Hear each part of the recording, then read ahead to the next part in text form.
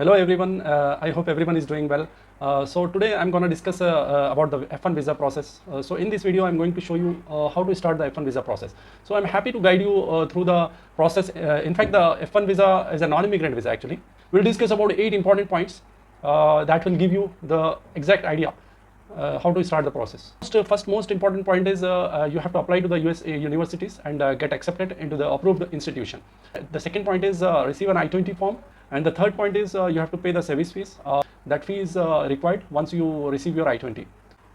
So the fourth point is gather required documents just like passport, I-20 form, proof of financial supports, academic transcripts, and all the language proficiency test scores. And the fifth point is you have to fill out the DS-160 form, complete the online visa application form that is called DS-160, and you have to pay the application fee. And the sixth point is you have to schedule your appointment, book an appointment at any US embassy or consulate in your home country. Fine. Let's talk about the seventh point. You have to attend the interview, bring all the required documents, and you have to answer all the questions about your study plans and financial supports. Let's talk about the eighth point. That is the final point. Wait for the visa decision. If your visa is approved, your passport will be returned with an F1 visa inside. So that's it, guys.